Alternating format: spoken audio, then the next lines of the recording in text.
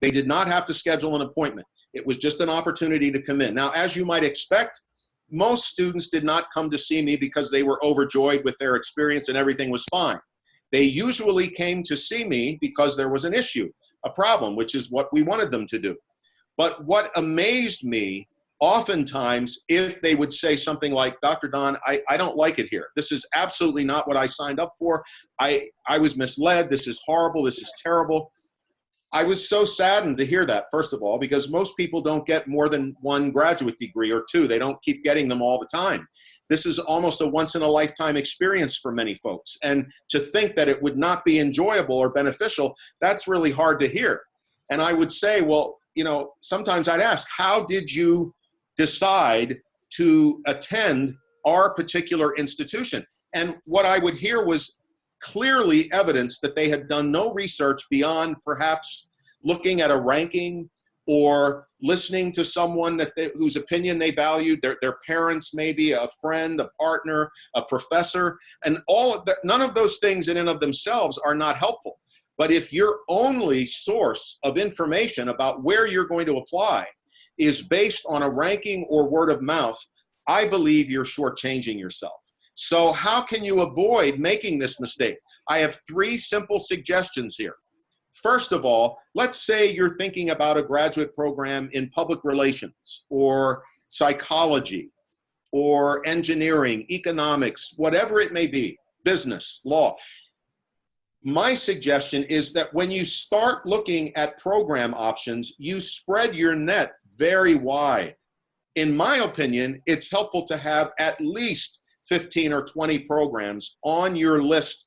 Not that you're going to apply to all of these, mind you, but this is where you start out with a very large group of institutions that you want to take a look at. Then create a spreadsheet. And my suggestion is you place these options in alphabetical order. Please don't rank order them yet because you haven't done any research. So put them in alphabetical order, and then on the other side of the spreadsheet, across the other column, the areas you would like to consider, that you would like to compare. Maybe you're most interested in where this institution is located. Maybe you're interested in what financial aid in terms of scholarships they make available. Maybe you're interested in class size or in the way in which courses are taught or what type of faculty are there and what kind of interaction might I have with them. In my book, in the first chapter, which is all about the research process, I list 26 different areas you may want to compare. So not that you have to use all 26, but, and here are 2 more I'm going to give you that I would hope would at least take a look at. And that is, what do current students and recent graduates have to say about this program you're considering? I'm not suggesting you need to speak with 5 or 10 per institution, but at least 1 or 2. And you just ask them 2 simple questions. You can ask more, but at least these. First, what did you or do you like most or least about this program, about this institution? What do you like? And if they can't give you an answer for both of those, they're not being honest, because no institution is perfect. Even though many institutions like UIC, like the institutions where I attended, they do a great job of trying to serve their students. But that doesn't mean they're perfect. So most students will say, I like this, this, this, and this, and here's something I didn't like as well. You should be able to know that. Second question, equally important, if you had it to do over again, knowing what you know now about this program or institution, would you choose to go? Would you still go if you knew? Very telling questions. At a minimum, I would suggest that you contact individuals who've attended or are attending and ask at least those 2 questions. So in other words, do some genuine comparison shopping. Do your homework.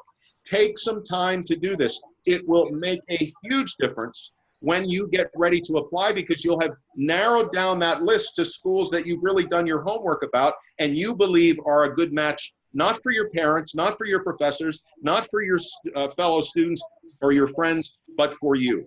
So remember, perception about your institutions is where you end up after you've done your research, not when you start out. Okay? So please do your research.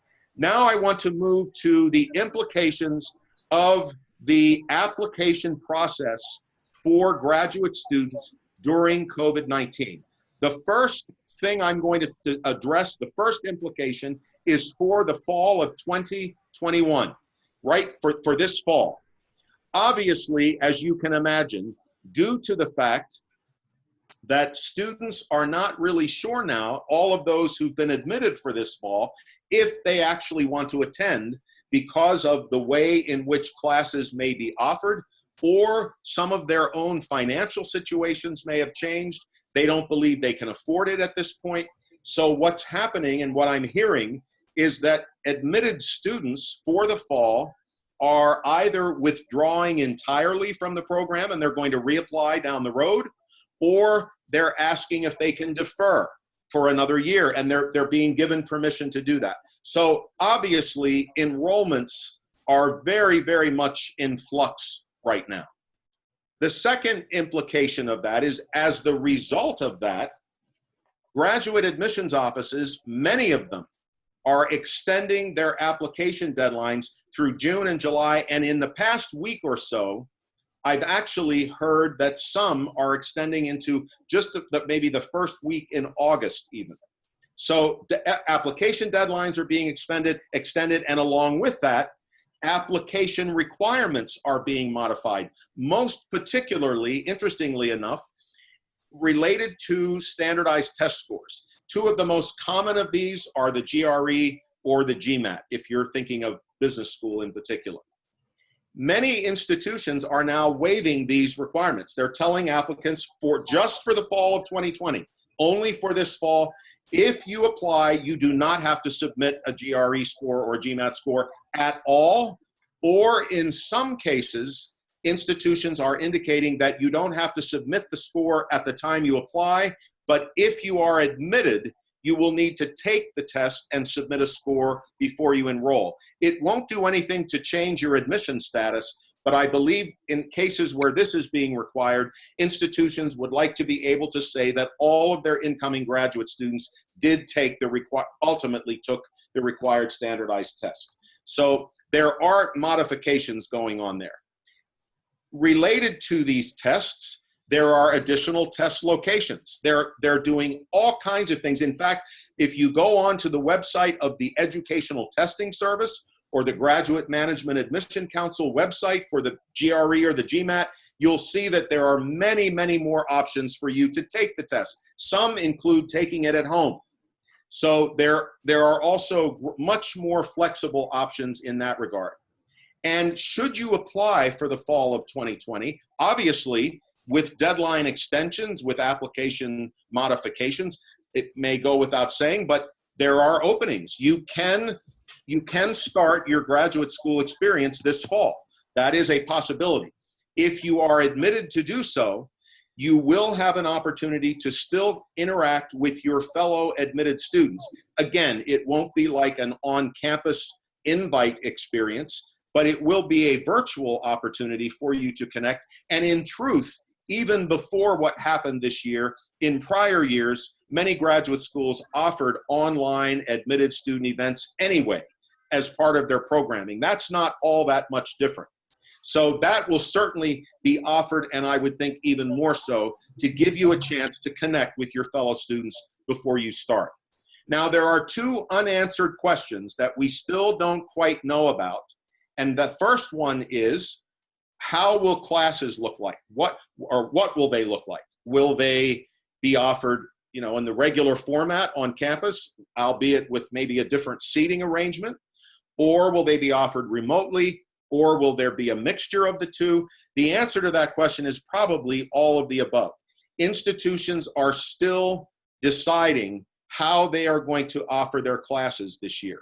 This is a work in progress, and it could even change and evolve after they indicate something next month. Come August, they may have to make a change. We don't know all of this yet, but the implications are that classes obviously will be offered in a bit different manner than they were before. The other is, what about internship, or maybe I should broaden that to say summer opportunity recruiting for students who wish to do something like this during the summer? That is also unclear. It is pretty evident to me that it's going to happen. The way in which summer opportunities for first-year graduate students going into the summer before their second year. That's something that is still up in the air too, and is being decided almost on a day-by-day, week-by-week basis. So these are 7 aspects of what I consider to be some major implications if you are considering applying and if you decide to enroll in the fall of 2021. There is certainly an opportunity to do that. Now let me move to, whoops, got a little ahead of myself. Let me move to the implications for next year, for the fall of 2021-22. The first implication I'm seeing is that because of a bit of a concern about this year and fewer students perhaps ending up applying for those final application rounds a few months back. That's why, obviously, application deadlines were extended. My sense is, and others, is that more students will be applying to start next year, assuming that perhaps things will be a little more back to normal, maybe not back to the way they were, but at least a little bit more so than this fall. So there could be a very substantial increase in applications, especially in certain areas. I especially believe this will be the case for MBA applications. In addition to that, as I mentioned earlier, some students who've been admitted for this fall have been given permission to defer to next fall. And what I'm hearing is that that number of deferred students is larger than usual. There are more of them doing this. So in addition to more applications, there will be more deferred students who already have a seat in the incoming class. In a sense, they've already been admitted. So that is going to make, where this is the case within certain disciplines, that's going to make the competition a little stiffer. The third implication is that there will be continued concerns related to international students and how many of them will be allowed to come to this country. That's the case both for this fall, but also for next year. In recent reports that I've seen, graduate students, enrolled students from foreign countries make up 13% of the overall enrollment in graduate schools in our country. It's a very large percentage. So this is something that folks will be manning and watching. And quite frankly, right now, for this fall, there obviously will be more opportunities for US citizens to be admitted for graduate programs here than might have been before. There will be continuing concerns, obviously, about financial aid. One of the things that has been very hard for me to hear is that in some cases, financial aid awards, I'm not aware of anyone completely losing a financial aid scholarship. I have not heard of any of, at least none of my clients, my students these past few years have told me that there's any sense where they were awarded something and it was completely taken away. But some financial aid awards are being cut. There are less scholarships being given. And again, we will have to see. I will say, in my 28 years, and even since my full-time experience in higher ed, one of the ways in which institutions, donors, love to give to institutions is for financial aid. This is something that has been a popular area of giving for decades. And my sense is that it's possible that, knowing that financial aid is going to be impacted and hit here, this could cause some individuals and for some institutions to be even more generous and try to help that financial aid budget at least stay the same, if not improve a little bit, rather than having to drop. So that's a possibility. We'll just have to see how that plays out.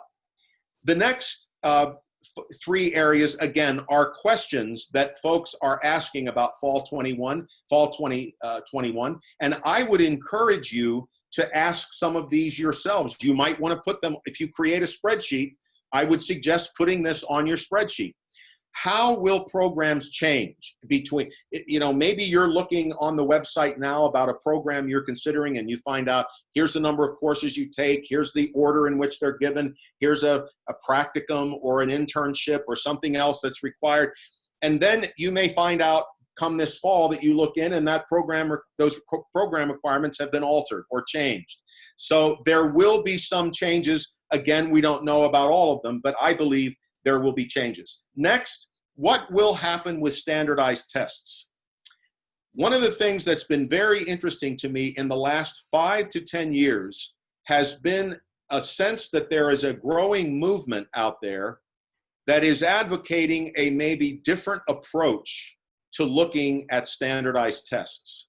Some graduate schools are eliminating them altogether, even doctoral programs. This has been very interesting to watch this unfold. They are just eliminating them from their application processes. Other institutions are making them optional. And if you don't take it, it does not hurt your overall application evaluation. You can submit or you don't have to submit. So there could be some more changes coming down the pike with respect to standardized tests. This was already happening before COVID-19, but I believe there will be continuing movement perhaps in the direction of continuing to modify that part of the application process. And lastly, is it possible that some graduate schools will close? The answer is yes, and in fact, some already have. Now, my research so far, what I'm seeing from what I've looked at and some of my colleagues, main institutions that have been around and are basically stable and have been offering their programs for many years in very wonderful ways and are well established, it doesn't appear to me that that is going to happen to those institutions. But there may be some who have a particular program within the institution that may no longer be able to sustain itself, and they may have to eliminate the program. But there are other institutions that leading up to COVID-19 were already having some difficulty financially. They were already not sure about the future. And it's those institutions, I believe, that are now finding it a little more difficult to know how to navigate in this latest situation. One of the institutions that I've spoken at in recent years had to close their doors this spring, basically because they just felt they weren't able to continue. So there is going to be some of that, but at well-established, well-regarded, highly recognized institutions like UIC, I don't believe it's going to be that severe, although within some of those well-established institutions, it could be a program here or a program there that may decide they're not able to sustain what they're offering any longer. All right, my third implication now, after we've talked about fall of 2020 and fall of 2021, I just want to share 4 or 5 tips with you, regardless of when whether you're still thinking of applying for this fall, whether you're thinking of applying for fall of 2021, whether you may decide to apply for a later year. Here are a couple of tips for any prospective student with COVID-19. First of all, I would strongly recommend, again, as you do your research, once you have your list of what I hope will be 15, 12, 15, 20 options that you're initially looking at, periodically you want to update yourself on what's happening at these institutions related to COVID-19. And it's usually, at least initially, right on the home page. There's a blurb at the top or there's something right there, and then if you'd like further information, please click right here. It's very readily apparent and available.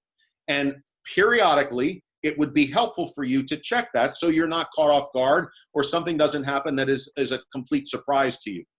Secondly, I would suggest for students that may have wanted to visit a campus, which is so critical. In my book, I talk about that in the research chapter. That's very important. There may be less opportunities to do a physical visit going forward, but there's almost 100% of institutions have virtual campus tours available for you. Please take advantage of that. That is a very good way to at least familiarize yourself with the campus. When those students would come in and speak with me to tell me they weren't happy at Columbia or Chicago or Northwestern, some of them had never set foot on our campus. They had never even looked at where we were or anything, what our buildings looked like, what the foliage was, if you will. There was no prior research on this at all. So you do have the opportunity, and I would encourage you to even if you can't visit in person, make sure that you spend some time doing some virtual campus visits. And put that on your spreadsheet. What is your impression of the campus? That's one I think you might want to compare. What do you think of this campus versus this one? Their facilities versus this one. It's a very good way of doing research.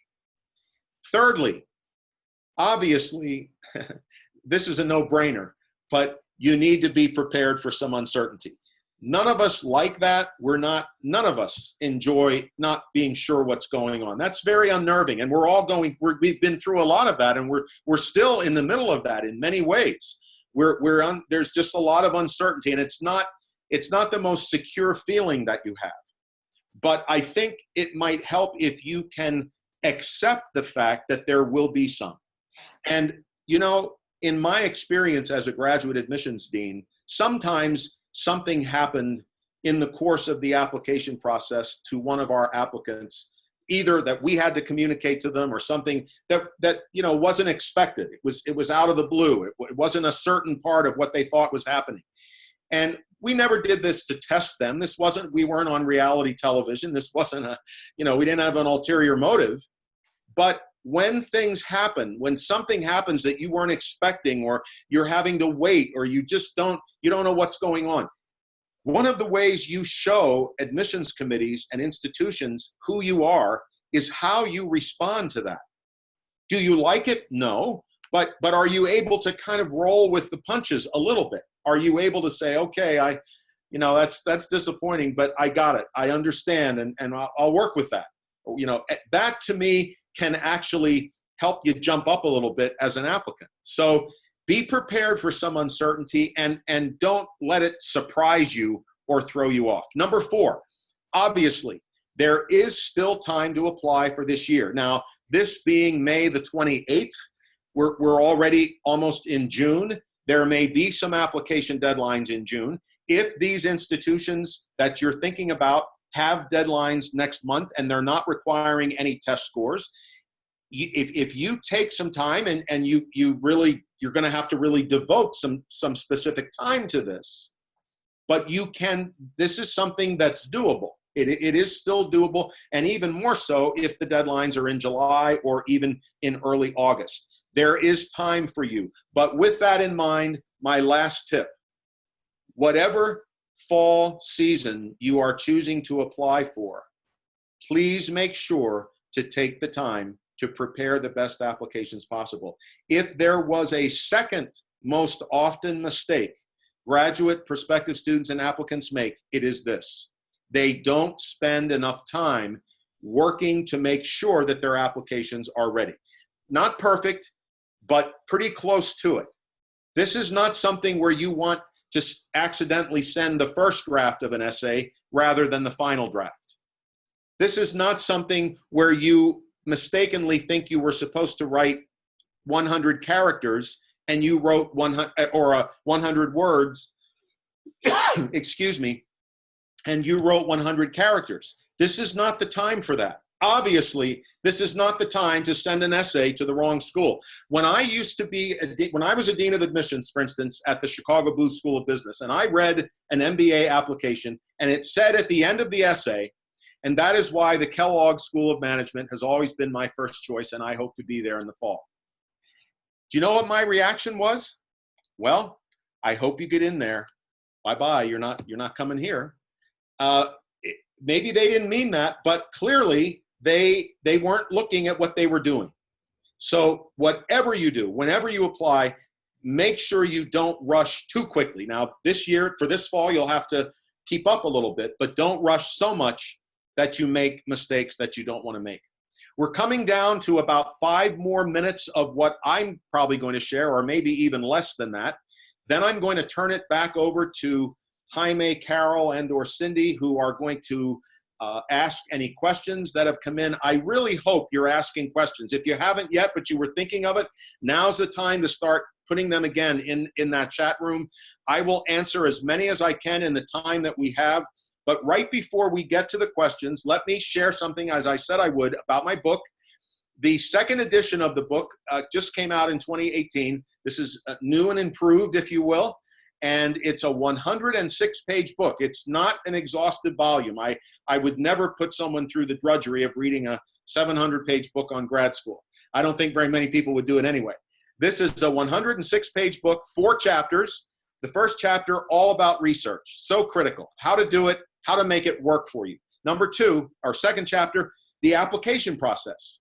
All of the elements, your resume, your recommenders, your essays, your activity statement, anything, test scores, transcripts, whatever it is about the application, there's something in this chapter about that. There's 7 deadly sins for applicants, things you just do not want to do. Most times when these happen, it's not planned, it's not on purpose, but it can ding your application immediately. Conversely, 7 ways to be positively noticed. Things you not, I don't mean by that how to manipulate the admissions committee to like you.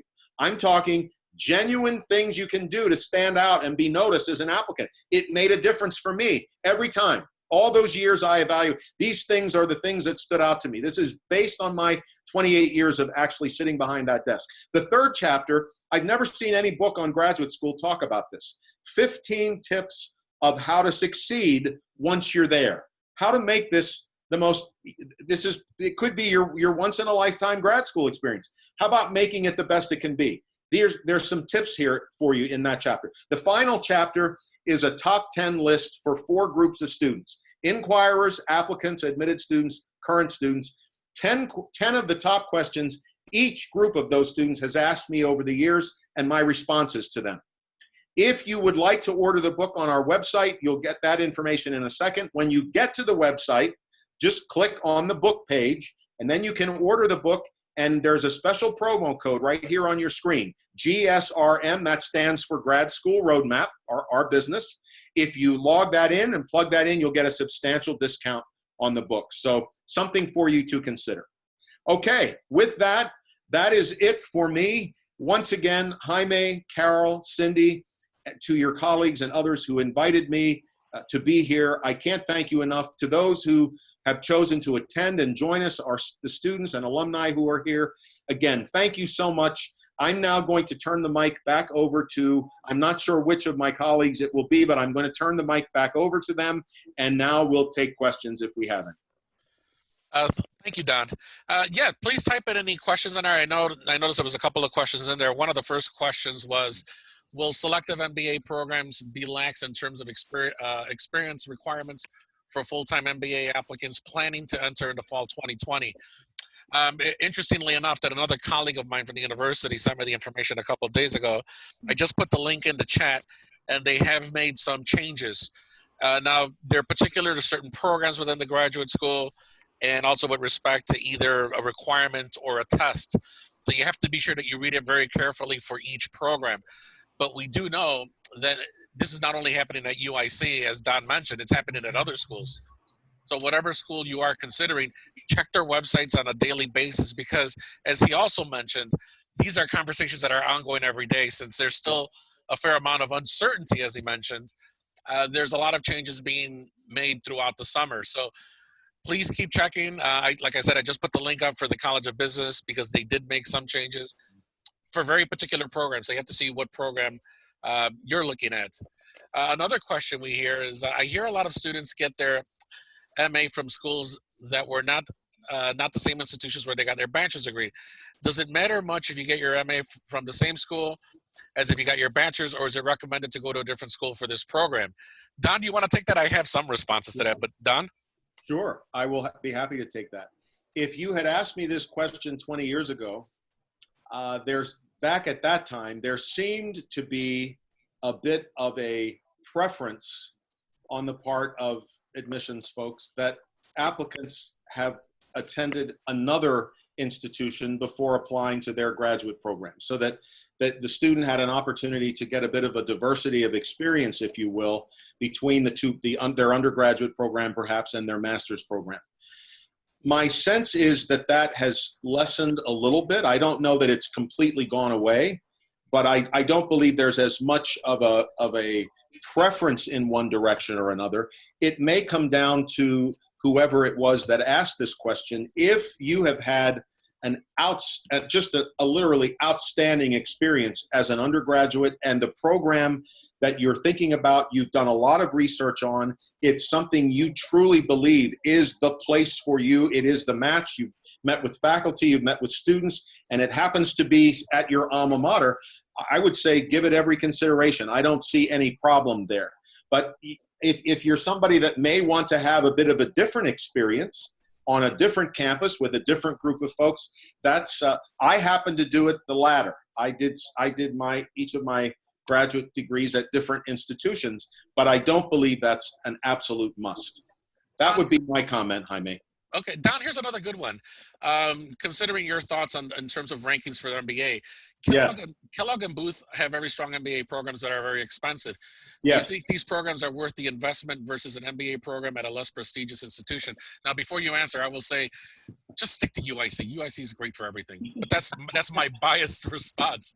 Jaime, you took the words right out of my mouth. That's exactly.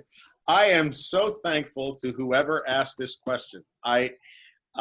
Now, I must say some of my colleagues didn't always like when I spoke about rankings, because I must tell you that I'm not a huge fan of them.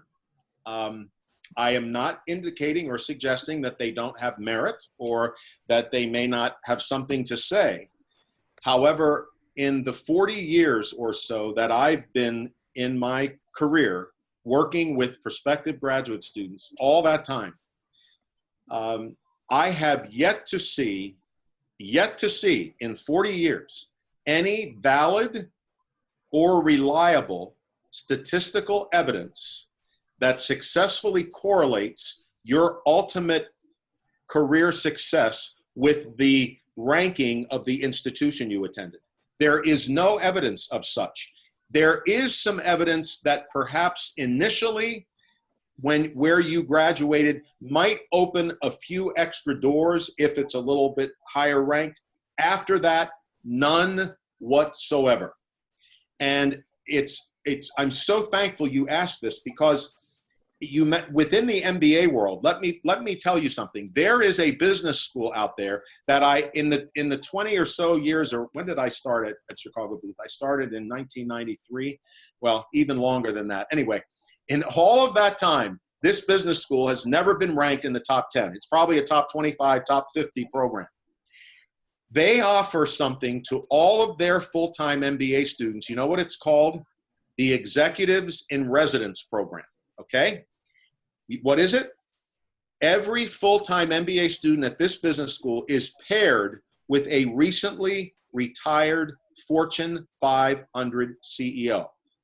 You heard me correctly. Don't change your hearing aids. You heard me correctly. Recent Fortune 500.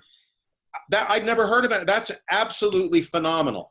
Absolutely phenomenal. Their alumni are incredibly loyal. How could they not be? Would you like to know the name of the institution? Yes. Well, I have 3 words for you. Do your research. It's out there. Go find it. There's another institution that is usually not in the top 10, whose alumni loyalty ranking is so far ahead of any major business school. Their alumni loyalty and giving is like 92%. It's just off the charts. That's how satisfied their graduates are with their program. I would think you might want to know about that. What's that name? You know what my 3 words are, the same. Do your research. Okay, enough said about that. Or maybe UIC. We have actually quite a few more questions. Here's another one. Okay, great. How do I convey to the business schools that I plan on entering in fall 2020 and not defer the offer if I'm admitted, as it would increase my chances of getting accepted? All right, if I heard this right, this student is asking if they more or less give their word to the admissions committee that if admitted for the fall of 2020, they will not defer. Will that help them to be admitted? Did I hear that right? Correct. That's I'm glad you asked that. That is a good question. You might be surprised to hear me say this.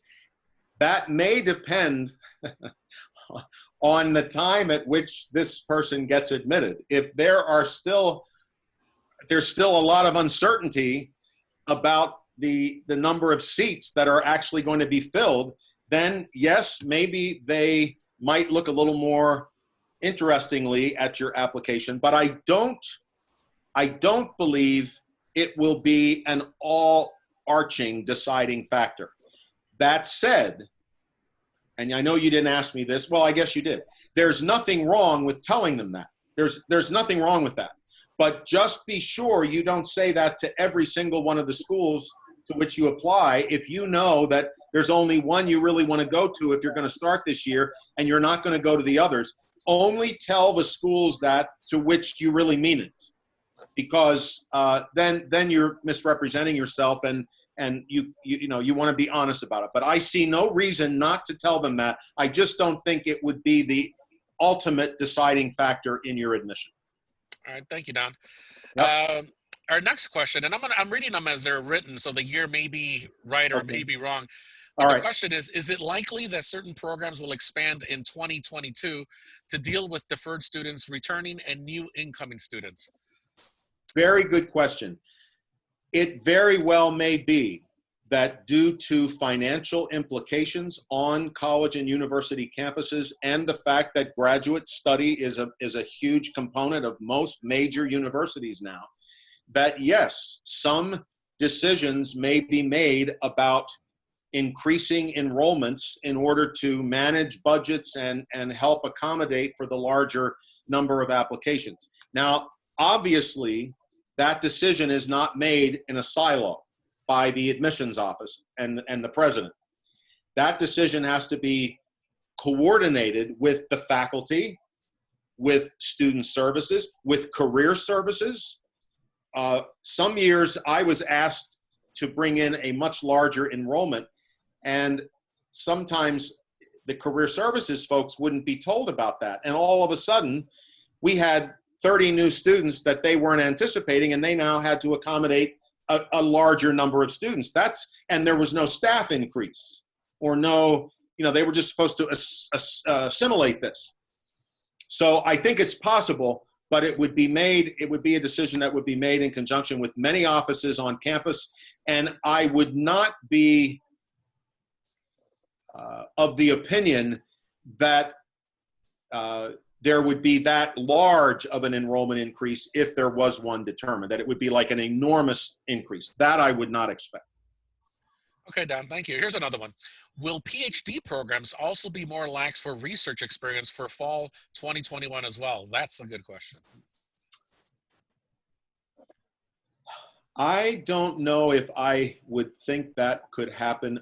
And here's my thinking on that. PhD programs are the most competitive of all.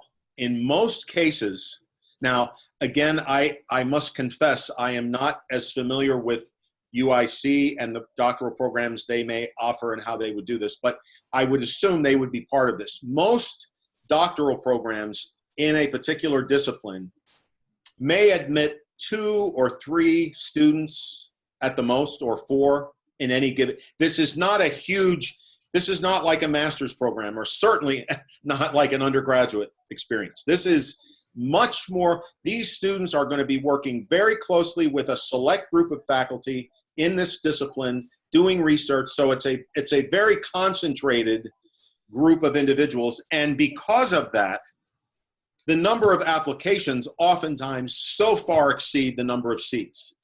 I worked with a student this year who applied to a very good university. I'd say within the top 15 or 20 for a program. They accepted 2 applicants out of a pool of 90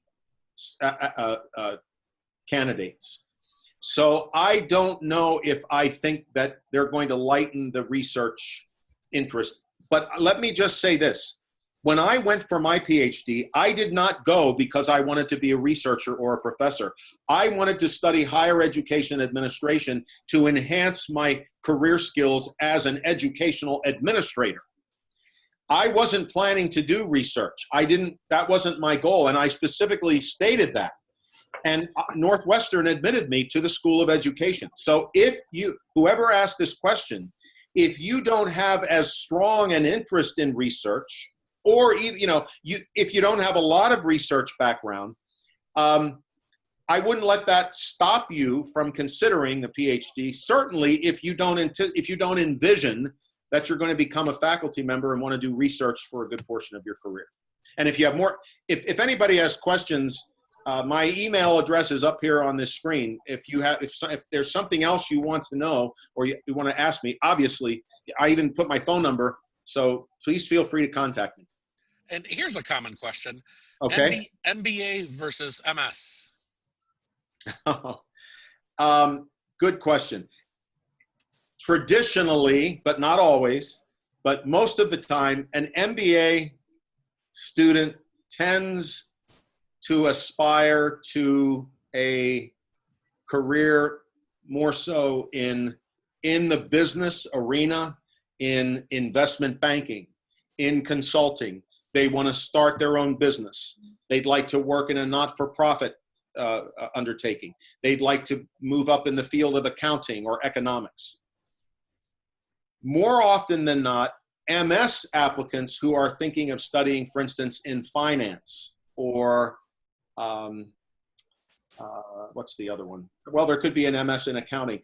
They are focused specifically on that one discipline within a business setting. They're not really looking to study the ultimate general management or management practices in business or starting a business or sustaining it. They're not interested in marketing. They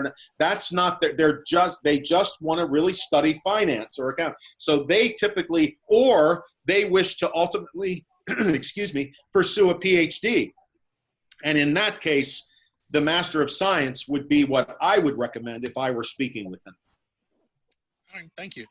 Yep. This one I think is geared towards us. Does the MBA program start in the spring semester, or does it only start in the fall semester at UIC? I do know that a lot of our programs are sequenced, and because of that and space limitations, they usually start in the fall and then they're sequenced into the spring. However, with all the changes going on too, this is one where I'd have to refer you to the specific website for the MBA program at UIC. As I said, they're currently assessing the whole situation, and there are some changes being made. And this could certainly be one of them. So I would refer you to go to the UIC MBA website for an answer to that question. The next question is, can you start your MBA or MS during your last semester of undergrad? That's a great question. I have not heard of doing that. The closest thing there is are 3-2 programs where you end up getting admitted to a business school before you graduate from college, and you then do some work and then go into the program. But I am not familiar. I'm not saying it's never happened. I'm not familiar with any major accredited MBA or MS program that would allow you to start while you were finishing your undergraduate education. Yeah, I have to agree with you on that. In terms of UIC, they expect everything to be completed, and usually your admission is pending confirmation of completion of your undergrad, where they'd have to look at the completion date on your transcript, and obviously you wouldn't have that. That's exactly right. I mean, that's a good point. So, but it doesn't hurt to ask. That's exactly right. All they can say is no. Right. If I could chime in on that one too. Yes. A lot depends too if you're from perhaps a liberal arts undergrad and you're going for the MBA program. They may have some required courses that you would need to take, which you could start earlier. But the formal MBA is typically starting after you graduate. Cindy, thank you for reminding me actually that we did that at Chicago Booth. But to your point, those courses were above and beyond what a student had already taken, and they did not transfer in toward the completion of the MBA. They were, like you say, requirements or prerequisite courses that they had to take. Thank you. That's a great point. Thank you. And Don, this is a follow-up question to the earlier discussion of deferring the decision or letting them know you wanted to start. So the follow-up question is, how would I tell them that? Well, I think it would be entirely okay to say something along the lines that you've become aware that many, or that some students who were admitted for the fall of this year you've been hearing that several of them are deferring, and you just wanted the admissions committee to know that in your case, that is not your intention, that you are applying for the fall of 2020 specifically because you would like to start, and if you're admitted to this program, you will enroll. Something to that effect. I think you don't have to go on and on, not that you were thinking of doing that anyway, but you want to keep it short and succinct, and just start off by letting them know that this is what you're hearing, and that you're finding out that students, and it is true, many more students are deferring than ever before. That's true. And I actually like this next question too. Okay. Can individuals currently in a graduate program change programs due to the changing interest?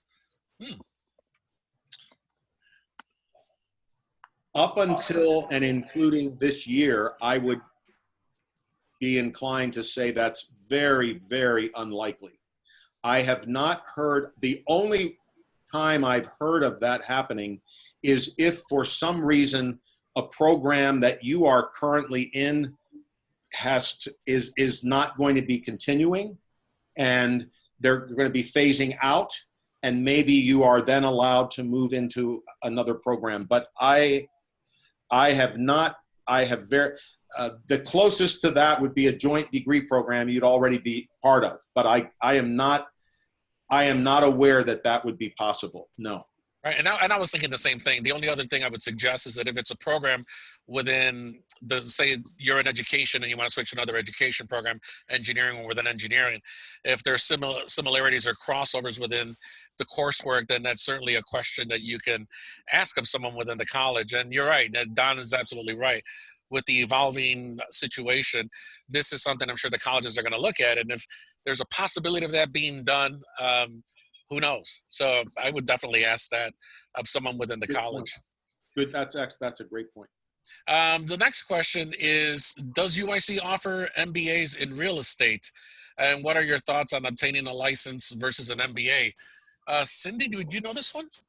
I'm not sure. I know they did have a program before. I know they have extensive coursework in real estate. But I don't know if at this point, if they do still have a major in real estate. That is something you'd have to check with the school itself. Because I know they've had some changes, but I know there is significant coursework within real estate within the program.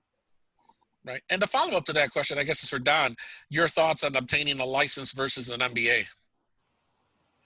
My 2 cents about that is, if this student is at this point fairly certain that real estate is going to be a career and this is where they want to go, then I don't know that I believe an MBA would absolutely be necessary. However, if this individual is of the opinion that this might be something they want to pursue for a while or focus on, and maybe branch out into another area of business, or maybe start their own real estate firm someday and have their own business, then I don't think an MBA would be out of the question for them, and something I think it'd be worth considering under those circumstances. Okay. Well, it is 3 o'clock and we're almost at the end, but we're going to there's 2 more questions. So okay, Don, if it's great. Okay for you to take one. Absolutely. I think the other one is for us, and maybe okay. Cindy or Carol know this one. Does UIC offer an MBA in human resources? Again, with that one, I believe they have, again, significant amount of courses within human resources, not necessarily a specific major, but again, there's enough courses that you could certainly have a concentration.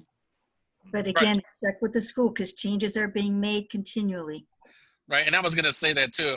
Sometimes there's flexibility within the course structure that they'll let you have a concentration in a certain area. Yeah. And I know that we have been expanding on that at UIC because of the demands. And let's just hope the real estate industry continues the way it was prior to this. But again, all of this is so much up in the air. So it really pays to ask these questions and look into it. 2 more questions, Don. All right. What are the responsibilities, experiences of being a graduate student compared to an undergraduate? I guess I'd say 2 things come to mind, and then I might defer to my illustrious colleagues here from UIC Career Services who probably would have some thoughts as well. But my two responses to that are, first, my sense is that the level of interest in the program is often a bit higher. This is something where graduate students usually now are paying for their graduate education themselves. They're kind of on their own at this point. This is a decision they're making. They're taking on their financial responsibilities. So this causes them to think a little more seriously, of course, about what they want to study. And there's a little more investment on their part and a little bit more of a focus on a particular area of study, as opposed to a broader what we might call the liberal arts, or a more broader undergraduate. This is more my field in my master's program was communications, and that's what I studied. It was very focused on that in my master's program. I think the second area that I would add to that is, at the graduate level, there is an expectation that we are now dealing with full adult students who are no longer, at the undergraduate level. They are now fully, adults, and as such, are expected to take the responsibility for themselves to do what they need to do in their educational program. You don't get a lot of reminders in your graduate program. You have a paper due next Thursday. You better get with the program. You don't have someone checking in with you every minute. How are you doing? You can access, if you want to go and speak with someone, yes, you can do that. But you're expected to take care of this on your own. We're not as much hand-holding at this point. It's more a group of adults going through their educational journey together. And that's what's expected. So those are some things that immediately come to my mind. Carol or Jaime or Cindy, you may have other things too. No, I agree with you 100%. Yeah, and if I could, yeah, go ahead, Cindy. No, I agree. Yeah, and if I could add on to that, when I did my master's degree at UIC, it was in education administration, and I already had an interest and a passion for what I wanted to do. So I was able to focus a lot of my research on student success, student retention, student nutrition. And so when you really have a strong interest at that level, and that's all you're doing, you're going to enjoy it a little bit more. And I have to say this, and I'll be completely honest with all of you in this room. As an undergrad, my GPA wasn't that strong. It was like a high C average.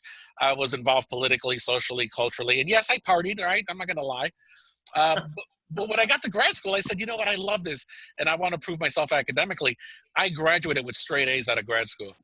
And I loved my research. I got to study under Ernie Pascarella, well known in his field. And so it is a little different in grad school, but if you're passionate about what you're studying, you're going to love it, you're going to do well, and hopefully do greater things with it as a professional. Jaime, if I could just jump in with one other quick thing that came to my mind. Usually, the group of students you're going to be studying with will be smaller, too. You will have a smaller cohort, and some folks, maybe you need to think about that, because you're not going to be engaging with hundreds of students anymore. You're going to be engaging with maybe 30 or could be 20 or 10. And if it's in your, I had 3 fellow incoming PhD students at Northwestern. It was just the 4 of us. So you get to know, and you're working more closely with faculty.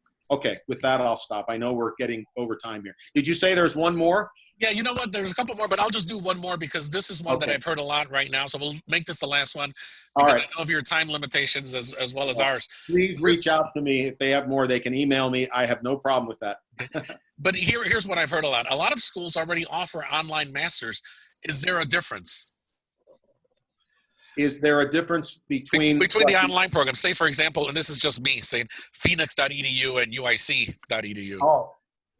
That's me just throwing that in there. Okay. Again, in terms of, is this student asking what the difference is between this online program and another program? That's what I'm assuming. I'll read it again. A lot of schools already offer online masters. Is there a difference? Is there a difference? Here again, if you're asking about the difference between an online program and an on-campus program, there is a plethora of information out. Please send me an email if that's what you're looking for. I can give you some links that would be very helpful with that distinction. If you're asking if the current online programs in master's level are going to be different in some way than what's going to be offered this fall because of COVID-19? I don't think so. I think they would stay exactly the same. There would be no reason to alter them, in my opinion. Jaime, before we go, may I mention one other thing to the audience? Absolutely. I just want to let you know, at the bottom of your screen, you see complete the contact form. I do offer a free 30-minute consultation with anyone who wants to ask me questions about their graduate school experience. No obligation. We don't put you on a list. I don't do any, I don't believe in that. So you won't get on some distribution list and start hearing from me every day. But if you do want to reach out, if anyone who didn't get to ask a question or who did but wants to ask more, whatever, or you'd like a consultation, you can either send me an email directly or complete the contract form. Thanks for letting me say that. Yeah, there's one quick one. You want me to just get this last one in? Sure. It's real quick. I already have been admitted to UIC's College of Medicine for fall 2021 as part of their BA MD program. Yes. But from now until then, I will have a gap year. Will UIC let me finish the MBA in 1 year? And if so, I will apply. I guess that's for us. Yes, that's an admission. That's a UIC, I would think, business school admissions office question. I have a comment about the previous one, the online master's programs and how to evaluate. Just make sure the program you're in is accredited. So there are a lot of programs out there. Just check their accreditation before you spend a lot of time and money. Thankfully, there are more and more that are becoming accredited. But to Cindy's point, if someone had asked me about an online program 20 years ago, I'd have been a little reluctant to recommend it because they were. But now there's been a lot of progress. That's an excellent point. Right, and for the last person, check with the MBA office at UIC, and they'll let you know if you can't possibly do it in 1 year. I mean, certainly there are programs that you can get done in 1 year, usually very accelerated, and plan not to do anything. But it's certainly a possibility, so you might definitely want to check. And by the way, congratulations on being admitted to the College of Medicine program too. That's right. That's right. Right. So Don, thank you again so much for your contributions to this. It was a pleasure. Thank you. I want to thank all our participants. I know some already left, but I want to thank you for being patient. Hopefully you received some great. You have Don's contact information. You also know that you can reach any of us at Career Services at careerservices.uic.edu. We're available via phone, email, or however you'd like to reach out to us. We're still around, so please feel free to reach out to all of us and stay safe and stay healthy. And thank you for being here. Thanks, everyone. Thank you. Thank you, Don. Thank you. Pleasure. Yeah. Bye-bye. Yeah, Don, thank you. That was really great. Good information. Are we off now? I think there's people are still leaving. So, okay. Well, a lot of people saying thank you. Well, if you stop sharing your screen, you can see the chat, and that would be nice. There we go. How do I stop sharing? Wait a minute. I don't know where to do that. Just thank you all. Thank you all. Thank you. Thank you. A lot of thank yous. Oh, that's great. You're most welcome. I don't know where to stop sharing my screen. Oh, here, stop video. It should be on the top, no? It should be on the top of your screen. It should be on the top of my screen, but it isn't. Oh, here it is. Here it is. Yep. And just stop. I'm sorry. Now did I stop sharing? Yeah, now if you look at the chat on the right side. Now I can see you guys still. Okay. This was great. What a great audience. And so we got a lot of questions. That's wonderful. Good questions, yeah. They were very good questions. Well, I can't thank you enough, and thankfully I didn't have to leave to do anything. I was a little nervous about that, but I didn't, so I was able to stay. And I can't thank you enough for your inviting me to do this. Oh, Don, thank you so much. I know we've talked about in the past about trying to put something like this together, and right now it's so timely because everything's changing. And like I said, I mentioned to you, I spoken to 2 students who are in this situation, and I saw that email from business, and then when I looked at it, they're waiving. And so, what's funny, I'm thinking of doing a second master's, but they wanted me to do the GRE again. I said, what? But I said, so now maybe they'll waive it and let me officially into the program. So it could be a good opportunity. Sure. To go on there. And something we didn't touch on, but I think people realize too, with the job market taking a hit, and it's not going to be the same as it was back in February, the option might be best to pursue a graduate program to build up that background. So it's something that people are looking at. And so this was very timely, very good information. I'm so glad I could help out. And by the way, on our website, there's a blog option And my business partner, Kevin, just put up a blog last month about COVID-19 and the application process. So do you want me to send you that link, Jaime? Just Yeah, would you absolutely. like to have it? Yeah, that would be good. I'll send it to you. And the other thing is, if you got, any of you would be interested in following us on Twitter or LinkedIn, I will send that information to Jaime as well. We do not put a lot of posts up because we don't like to inundate people. But every time we do a new blog now, once a month, we put a new blog up and we let people know about that or other things. And if that would be of interest, I'll send that information to you. So if you'd like to follow us, you're welcome to. Okay. Oh, I had one more question for you, Don. Sure. I did record the session. I missed the first few minutes. Is it okay for us to put the recording on our website? Absolutely, absolutely. By all means. Okay. I'm honored that you would ask. Right? Please put it up. That's fine. And if someone wants a copy of the PowerPoint? That I don't make available. Okay. No, that's fine. That is kind of proprietary, but they are more than willing or more than welcome to take a look at the presentation. And if you would like, if this is of interest, I would also be willing to send you a list of the other graduate school presentation topics that I speak on, if that would be of interest. Sure. That doesn't hurt. All right. Will do. Thank you so much. This was great. Yep. Don, thank you so much. We'll Yeah, definitely thanks. Anytime. Talk with you soon. All right. You too. Stay Bye. safe out there. Bye. Bye. See you, Cindy. See you, Carol. And see you. Okay, bye. See you all.